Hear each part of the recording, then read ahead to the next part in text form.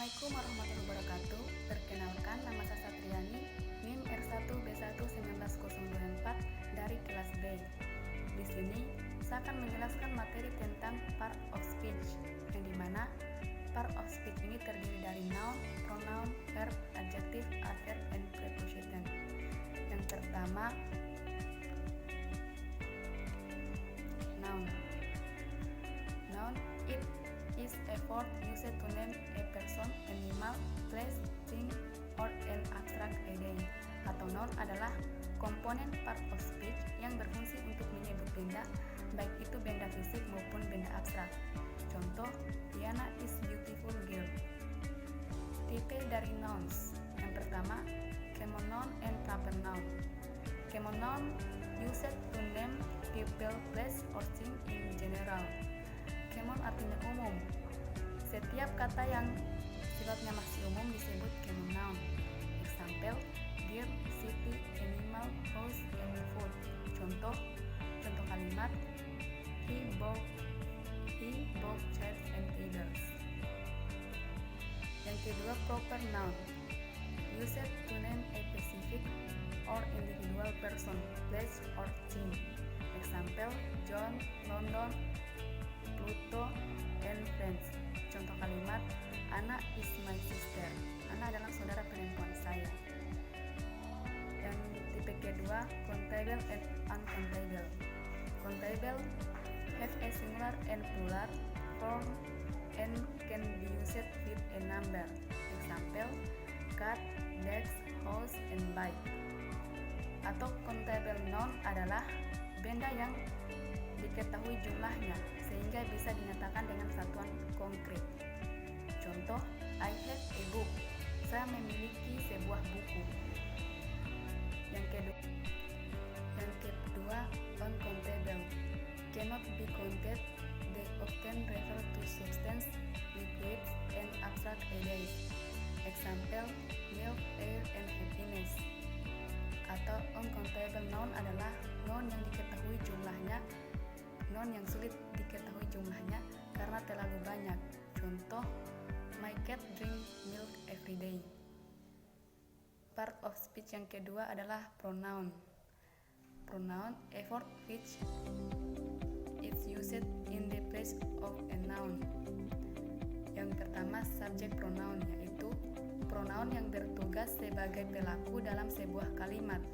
Example, I, you, we, they, he, she, and it. Contoh kalimat, I don't know what to say now. Yang kedua, objek pronoun, yaitu korban pelaku dalam sebuah kalimat. Untuk pelaku you dan kata ganti benda it, tidak ada perubahan bentuk dari subjek pronounnya. Jadi objek pronoun yang mengalami perubahan dari subjeknya adalah me, us, them, him, dan her. Example, she never called me. Yang ketiga, possessive adjective pronoun, yaitu kata ganti orang yang menunjukkan kepemilikan dari sesuatu. Possessive adjective pronoun terdiri dari my, your, my, your, her, he, my, your, her, his, its, dan their. Contoh, my cat is hungry. I need to eat now. Yang keempat, possessive pronoun. Sama seperti possessive adjective pronoun, possessive pronoun adalah kata ganti yang menunjukkan kepemilikan terhadap sesuatu. Bedanya, possessive pronoun didahului oleh noun. Possessive pronoun terdiri dari mine, yours, hers, his, ours, dan theirs. Contoh, this heart will always be yours. Yang kelima, reflexive pronoun, yaitu kata ganti orang yang digunakan untuk menunjukkan sesuatu ke diri sendiri. Pronoun jenis ini yang tunggal terdiri dari myself, yourself, herself, himself, dan itself. Sementara itu yang jamak terdiri dari yourself, ourselves, dan themselves. Contoh, I can do this myself. Yang ketiga, verb. A verb indicates talks and action. Dalam susunan part of speech, verb biasanya terletak tepat di belakang noun atau pronoun yang jadi subjek. Action verbs terdiri dari transitive verbs and intransitive verbs. Transitive verbs adalah kata kerja yang tidak sempurna atau kurang makna apabila tidak diikuti dengan objek. Misalnya dalam kalimat I bring, kalimat tersebut tidak bisa disebut sempurna karena bring membutuhkan objek. Contoh, she bring her grandmother the park nearby. Sebaliknya, intransitif adalah kata kerja yang tetap sempurna meskipun tidak diikuti dengan objek apapun. Contoh, she is dancing. Yang keempat adalah adjective. Adjective tell us more about the noun or pronoun. It gives us more information about something or someone. Atau adjective adalah kata sifat yang menerangkan kata benda. Example, we are diligent, he drinks glass of hot coffee, you look so sad, she bought new car, then the view is amazing. Yang kelima adalah adverbs.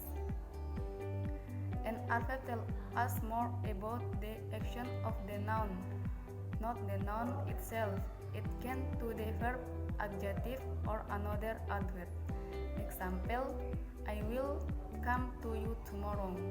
Type of adverbs. Yang pertama, adverbs of time, yaitu kata bantu yang digunakan untuk memberikan info tambahan mengenai waktu.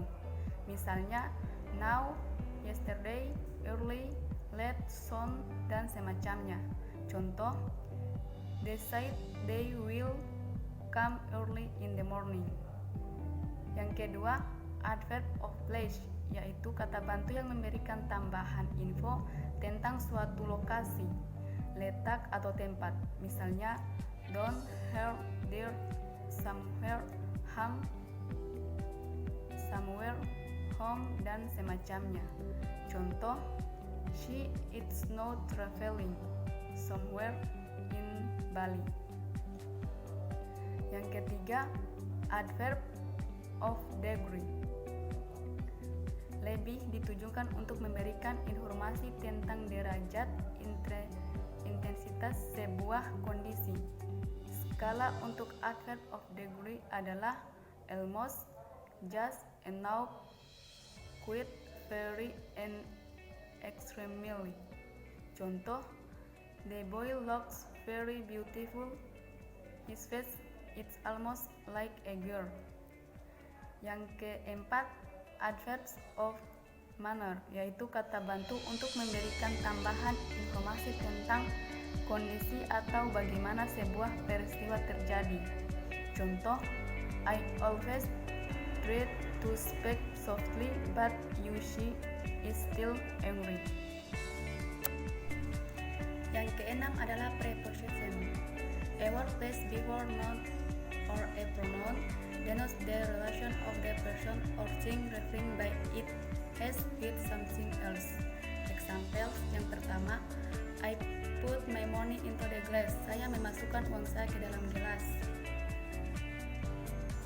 Yang kedua, I keep money between the glass and the wallet. Saya menyimpan uang antara gelas dan dompet. Yang ketiga, I keep money in front of the glass. Saya menyimpan uang di depan gelas.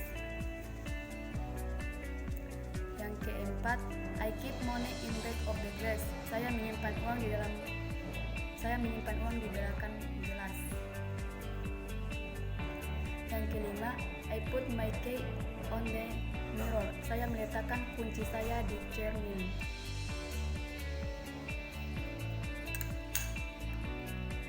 Yang ketujuh, I put a mirror under the pillow. Saya meletakkan cermin di bawah bantal. Yang kedelapan, I take out money from the wallet. Saya mengambil uang dari dompet.